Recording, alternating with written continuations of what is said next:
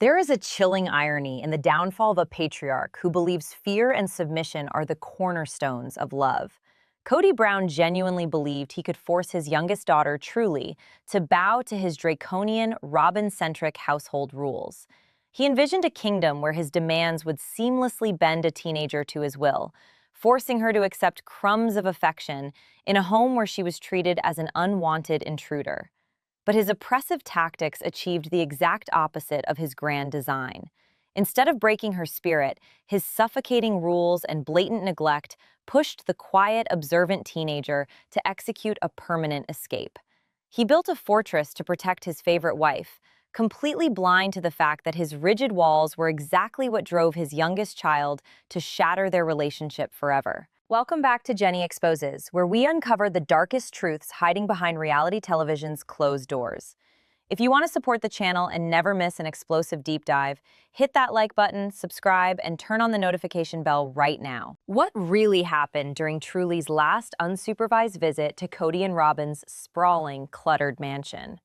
The cameras were turned off, the producers had gone home, but the devastating aftermath of those agonizing hours is finally bleeding into the public eye. A massive, unprecedented leak on Reddit from a highly vetted show insider has violently shattered the false victim narrative Kody has been desperately trying to peddle to anyone who will listen. For months, Kody has painted Christine as a bitter, vindictive ex-wife, weaponizing the legal system to destroy his remaining shreds of happiness. He has loudly and repeatedly claimed that her lawsuit for primary custody and child support was a calculated act of pure spite, designed to drain his finances and sever his paternal bonds. But the leaked information from the dark corners of the internet reveals a horrifying, heartbreaking truth that changes the entire landscape of this family's collapse. Christine didn't file those court documents out of malice. She didn't seek the heavy hand of the law for revenge. She sued because behind closed doors, away from the glaring studio lights, Truely collapsed in tears, allegedly begging her mother in absolute hysterics not to make her go back to Kody's house. The insider details a harrowing scene of a 14-year-old girl pushed to her absolute psychological breaking point, pleading for protection from a father who treated her mere existence like an unbearable burden. This wasn't typical teenage rebellion or a fleeting bad mood. This was a desperate, visceral cry for emotional survival. The leak paints a vivid, agonizing picture of a deeply sensitive child who had endured years of silent rejection, finally finding the courage to issue a heartbreaking ultimatum to her mother.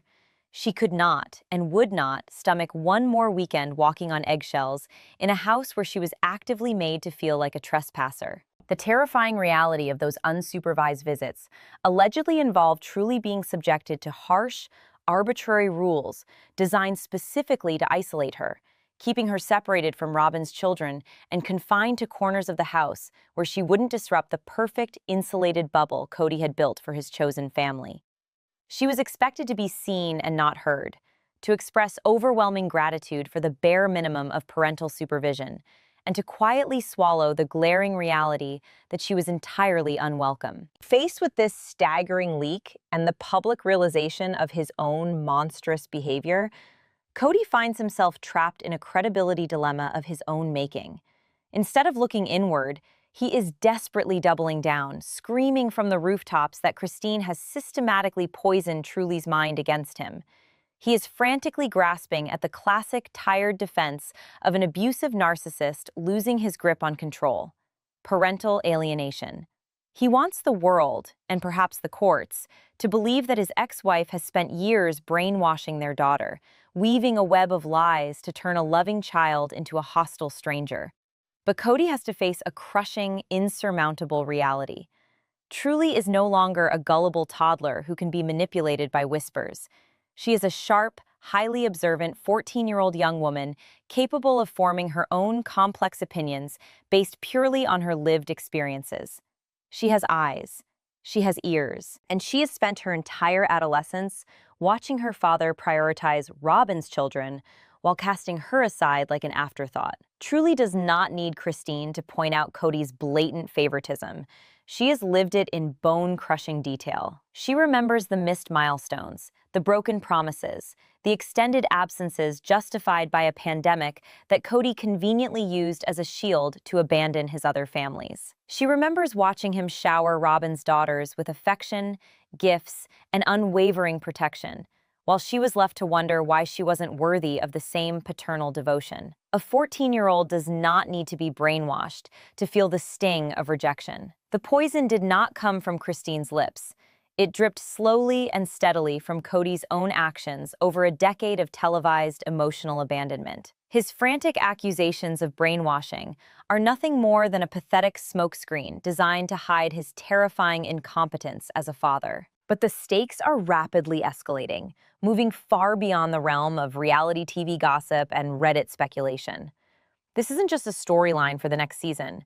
This is morphing into a brutal, high-stakes legal battle with devastating real-world consequences.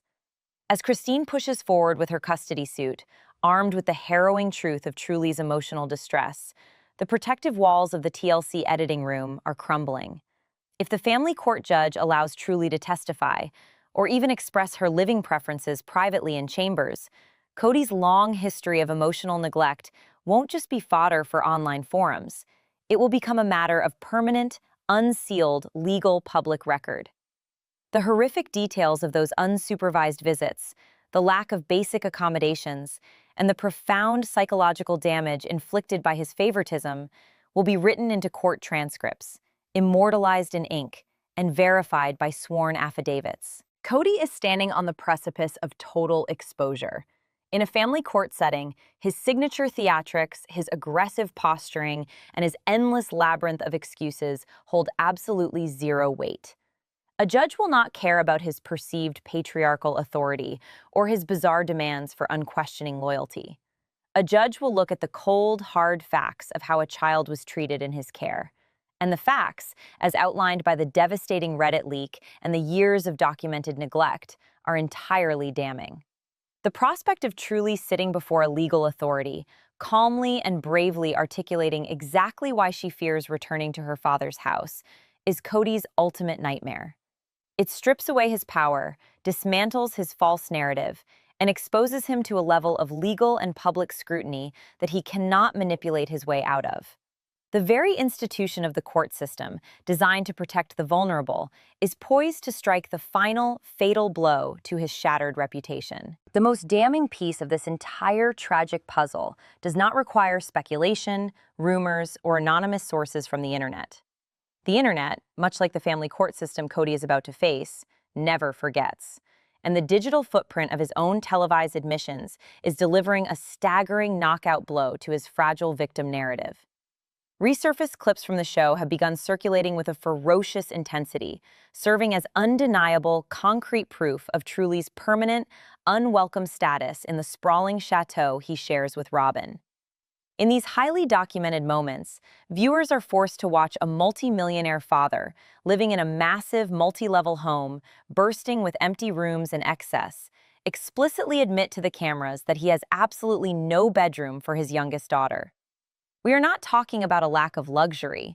We are talking about a malignant refusal to provide a basic physical space for his own flesh and blood. The sheer audacity of his neglect is captured in crystal clear, high definition, as he casually dismisses the idea of even setting up a proper guest bed for a child who is legally mandated to spend time with him.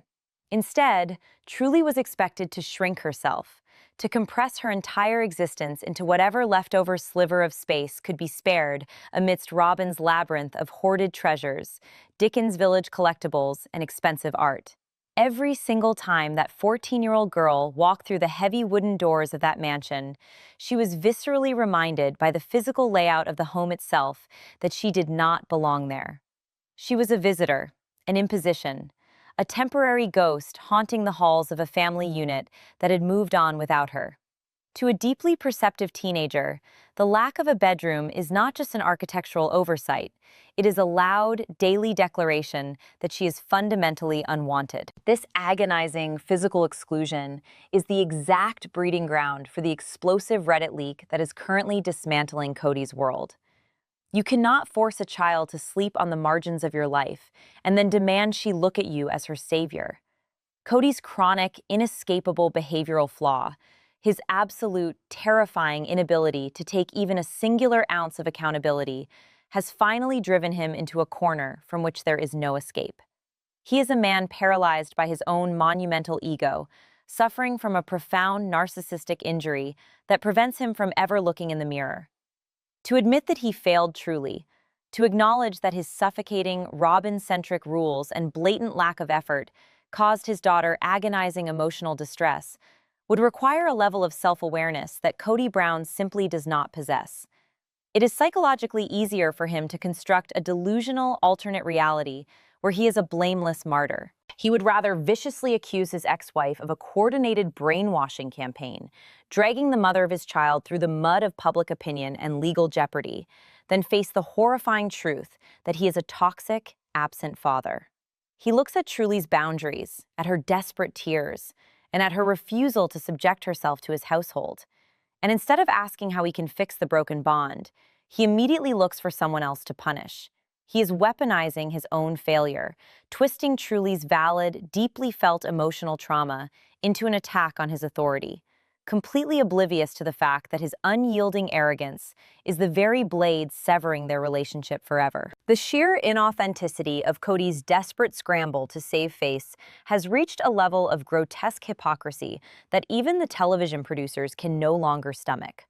For years, the production team carefully edited the footage to maintain a semblance of balance, but the gloves have officially come off. As Kody sits in the confessional chair, desperately attempting a failed emotional appeal to the audience, the true extent of his manipulation is laid bare. He attempts to play the ultimate abandoned father card, squeezing his eyes shut to force out dry tears, weaving a tragic tale of a man whose heart has been ripped out by a vindictive ex-wife who stole his beloved daughter away in the dead of night. He speaks of missing TRUELY's laugh, of longing for their connection, of the deep, agonizing void her absence has left in his home. But the reality television editors, acting as silent, brutal witnesses to the truth, immediately intercut his theatrical performance with raw, unedited footage of the grim reality. The screen flashes from his pathetic weeping to cold, hard footage of TRUELY actually visiting his home. In these devastating clips, Kody is seen completely ignoring her. He is utterly disengaged, scrolling mindlessly on his phone, conversing exclusively with Robyn's children, or staring blankly at the wall while TRUELY sits just a few feet away, awkward, silent, and entirely invisible to the man who claims to be dying of a broken heart. This cinematic juxtaposition is a masterclass in exposing fraud. The camera captures the heartbreaking reality of a father who loves the concept of possessing his children far more than he actually loves the children themselves. His emotional appeal fails catastrophically because it is entirely void of genuine affection. It is a performance designed to manipulate the viewers and appease his own bruised ego. The viewers, the legal teams, and most importantly, TRUELY herself, can see right through the facade. They see a man who demands total submission before he will grant an ounce of attention. They see a patriarch who views love not as an unconditional bond, but as a transactional currency that must be earned through blind obedience to his favorite wife. Every time he stepped in front of those cameras to cry about being a victim, he was actively writing the very script that Christine's legal team will undoubtedly use to secure TRUELY's permanent freedom. Kody thought he was producing a tragedy where he was the fallen hero, entirely blind to the fact that he was documenting his own reign of emotional terror, capturing the exact moments his daughter realized she would never be enough for the man who was supposed to love her the most. The sheer, unadulterated hypocrisy of Kody Brown's grand, overarching narrative is perhaps the most sickening element of this entire tragic saga. For over a decade, this man stood in front of television cameras, puffing out his chest, preaching to the world about the majestic beauty of his so-called family culture. He sold the public a heavily sanitized, heavily edited utopian vision of plural marriage, where a sprawling web of siblings and wives supposedly operated as a single harmonious organism, bound by unbreakable loyalty and deep, unconditional love. He demanded to be viewed as the benevolent architect of a celestial kingdom on earth, a patriarch who led with wisdom and gathered his massive flock under the protective umbrella of his absolute authority. Yet, the devastating reality that Truely was forced to endure behind closed doors reveals that Kody's vaunted family culture was nothing more than a hollow, terrifyingly toxic illusion. He did not build a sanctuary. He engineered a hostile, exclusionary environment, a literal fortress of emotional isolation that systematically alienated anyone who did not pledge blind, unquestioning allegiance to Robyn. He preached unity while actively drawing brutal, invisible boundary lines inside his own family, segregating his offspring by maternal bloodlines and punishing children who dared to exist outside the heavily guarded parameters of his favored household. The staggering irony is that the very man who weaponized the concept of family to feed his monumental ego is the exact same man whose draconian, manipulative behavior actively, methodically, and permanently drove his youngest child away. As Truely draws a hard, impenetrable, and permanent boundary, the devastating psychological weight of her absence is about to crush Kody's carefully constructed delusion. For years, he has desperately tried to outrun the terrifying reality of his own making, deflecting blame, playing the victim, and pointing fingers at the mothers of his children. But Truely's horrific, tearful ultimatum serves as the ultimate, inescapable reality check. This is the moment Kody is violently hit with the crushing realization that he has entirely run out of scapegoats. He can no longer hide behind the excuse of pandemic protocols or blame the rebellious nature of teenage boys. His older adult children, the sons and daughters who once looked at him with absolute reverence, have already cut him off, forming a united, silent front against his toxicity. He watched Gabe weep. He watched Garrison pull away. He felt the cold, hard detachment of his adult offspring as they recognized the futility of trying to earn the love of a man who only deals in transactional obedience. He arrogantly convinced himself that Truely, because of her youth and her naturally quiet demeanor, was still malleable, a final, remaining piece of his shattered kingdom that he could still rule through intimidation and guilt. He grossly underestimated her. He mistook her quietness for weakness, her introversion for compliance, completely blind to the fact that Truely was quietly observing, quietly processing, and quietly building the immense internal strength required to officially join the ranks of her estranged siblings. She is the final domino to fall, leaving Kody totally, breathtakingly alone on a patriarchal throne that governs absolutely no one but the woman he burned his entire family to the ground to protect. We have now reached the absolute point of no return, where reality television drama collides violently with the cold, unforgiving machinery of the justice system. The impending custody ruling is not just a procedural formality.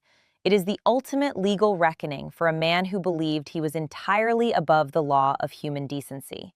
Picture the scene: the polished mahogany of the family court bench, the sterile, fluorescent lighting illuminating the undeniable truth, and an impartial judge looking down at the tragic wreckage of Kody's paternal failures. In this room, there are no TLC producers to yell "cut," no editing bays to splice together a more flattering narrative, and no confessional cameras where Kody can spin his pathetic web of lies. There are only sworn affidavits, documented histories of neglect, and the heartbreaking, legally validated truth of a 14-year-old girl who was driven to the brink of psychological collapse by her own father. When the judge's gavel finally falls, granting Truely's desperate wish to be permanently freed from the suffocating, toxic grip of those mandatory visits, it will signify much more than a modification of a custody agreement. It will be the legal decimation of Kody Brown's entire identity. He will lose his final, desperate tie to his former life, stripped of his power, exposed to the world, and entirely defeated. The loud, aggressive, chest-thumping patriarch who spent a lifetime demanding submission will be brought to his knees, not by a high-powered legal team, not by a bitter ex-wife, but by the profound, undeniable courage of the quiet daughter he chronically, foolishly underestimated. He is destined to spend the rest of his days wandering the echoing, cluttered halls of a multi-million-dollar mansion, surrounded by expensive art and empty bedrooms, haunted forever by the deafening silence of the children who finally realized they were better off without him. Thank you for surviving another brutal descent into the dark reality behind the cameras with Jenny Exposes. The truth is rarely pretty, but it absolutely demands to be dragged into the light. If you want to keep breaking down the lies, exposing the frauds, and joining a community that refuses to accept the edited narrative, you know exactly what to do. Smash that like button, subscribe to the channel, and turn on the notification bell so you never miss a moment when we tear down the facade. Until next time, keep your eyes open and never trust what you see on the screen.